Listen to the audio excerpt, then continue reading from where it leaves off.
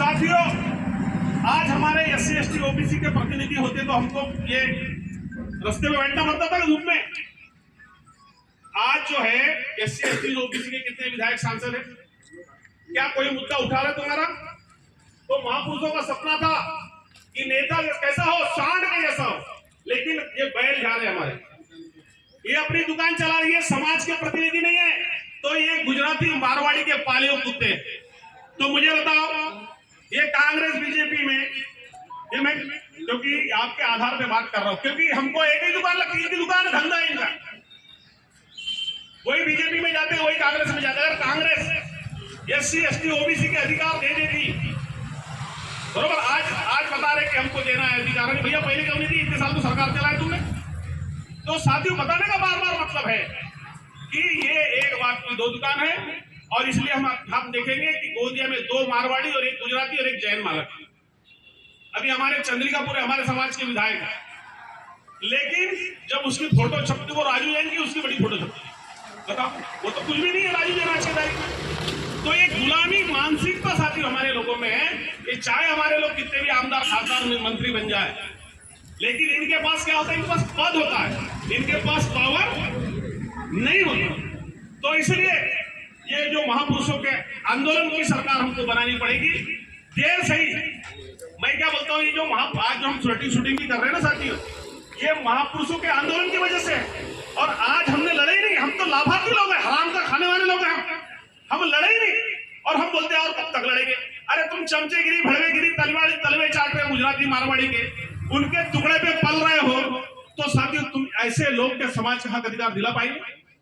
ये मैं बार बार कहता हूं कि ये लड़ाई किसी कांग्रेस और बीजेपी की नहीं है, ये लड़ाई इस देश में SC ST OBC वर्सेस सवर्णों की लड़ाई है। अगर सीधी भाषा में कहा जाए तो इस देश में गांधी गोलवलकर वर्सेस फुले शाह अम्बेडकर, छत्रपति शिवाजी महाराज, रानी अवंतीबाई, इनके विचारों की लड़ाई। तो अगर हमको हमारे बाप दादा ने भी मोर्चा निकाले, हम भी मोर्चे निकाल रहे, अगर हम ऐसा ही चलते रहा तो हमारे मोर्चे भी, हमारे बाल बच्चे भी मोर्चा निकालेंगे। अगर आप ये चाहते हो कि आपके बाद हमारी आने वाली पीढ़ी अगर मोर्चा निकाले, नहीं निकालना चाहिए। मुझे बताओ, मोर्चा निकालते तो देश में सभी निकालते। कभी तुमने गुजराती मारवाड़ी को मोर्चे निकालते देखा? देखे क्या? 80 करोड़ लोग खैरात का अनाज खा रहे, सब साथी कौन से समाज के लोग हैं वो? 5 किलो, आज 2.5 लाख स्कूलें बंद कर दी गई। बताओ, 2.5 लाख स्कूलें बंद कर दी गई, 80 करोड़ लोग खैरात का अनाज खा रहे। और मैं आपको बता दूं, भारत में पैसे की कमी नहीं है। भारत में जब अंग्रेज आजाद हुए तो $1 की कीमत 1 रुपया थी। ये कांग्रेस ने देश को लूट लूट के 50 रुपए तक ला दिया।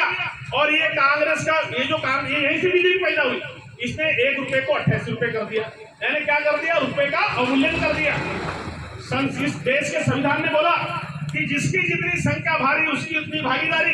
इस देश में 52% OBC है, 3743 जाति है, 52% है। इस देश में मोदी पैसे नहीं कमाता, कोई सरकारें पैसे नहीं कमाती, जनता पैसे कमाती है और डायरेक्ट इनडायरेक्ट सरकार को देती है। तो इस देश में 52% OBC है, तो इस देश का 52% इकोनॉमी OBC जनरेट करता है। संविधान की 340 कलम ने कहा कि जब भी इस देश में जो 52% पैसा है, जो संविधान जो जनता के माध्यम से, एक गरीब से गरीब आदमी के माध्यम से जो 52% OBC का पैसा जमा हुआ, वो किसी न किसी रूप में 52% OBC को आना चाहिए। 52% नौकरी के रूप में, 52% व्यापार के रूप में, 52% जमीन के रूप में। लेकिन साथियों, पूरे देश में माहौल करने के बाद, पूरे देश में कांसीराम ने माहौल चलाया कि मंडल आयोग लागू करो वरना कुर्सी खाली करो।